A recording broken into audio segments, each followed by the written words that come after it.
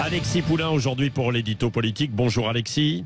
Bonjour Patrick, bonjour tout le monde. Bon, donc on voit que Bercy est sur tous les fronts, avec les boulangers qui ont été reçus hier et puis cette mise en garde entre guillemets de Bruno Le Maire qui met la pression sur les fournisseurs d'énergie pour aider les petites entreprises qui voient leurs factures flamber.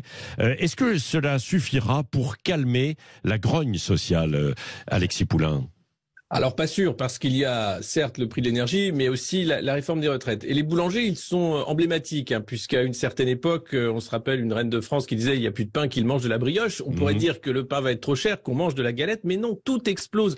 Pour les boulangers, c'est le prix des œufs à cause de la grippe aviaire, le prix du sucre, les matières premières, de la farine aussi à cause de la guerre en Ukraine, et le prix de l'électricité bien sûr, et du gaz qui a explosé, et qui fait que les factures ont été multipliées par 2, par 3, par 5.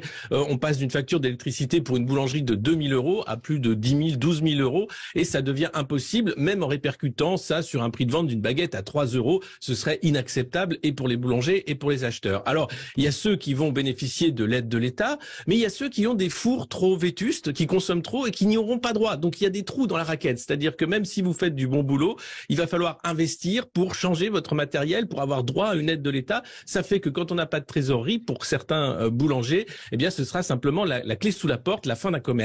Les restaurateurs, c'est la même chose. Ils s'inquiètent de voir le prix de l'électricité, les factures exploser. Alors Bercy arrive et qu'est-ce qu'il fait ? Eh bien, il propose des aides de rafistolage assez rapides pour essayer de faire en sorte que les entreprises ne ferment pas les unes après les autres, parce qu'on rappelle qu'un des objectifs de ce gouvernement, c'est le plein emploi. Or, fermer des entreprises, ça met des gens au chômage, ça va être compliqué. Donc, on essaye de faire en sorte que ça passe au moins cet hiver, avec donc des chèques pour certains, le droit de rompre son contrat, c'était les annonces de Bruno Le Maire hier, sans indemnité, et puis pouvoir voir avec les fournisseurs des meilleurs prix, puisque, comme vous le dites à l'instant, le prix du gaz est revenu à ses prix d'avant la guerre en Ukraine. Et c'est assez étonnant, mais ça veut dire que la répercussion se fera dans le temps long, pas en ce début d'année. Donc il faut renégocier les contrats, revoir les choses. Et pour le gouvernement, c'est hors de question de faire un prix régulé de l'énergie, ça coûterait trop cher pour les caisses de l'État. Hors de question aussi de quitter pour l'instant le marché européen du prix de l'énergie, puisque malgré les annonces d'Emmanuel Macron qui voudrait que le prix de l'électricité nucléaire soit égal à son coût de production, on en est loin à cause de ces mécanismes européens, eh bien il y a du rafistolage dans l'air. Il y a aussi, comme vous le disiez, l'idée par Bercy et par le gouvernement de limiter la casse, de faire en sorte que toutes les professions ne se retrouvent pas dans la rue au même moment pour réclamer la même chose,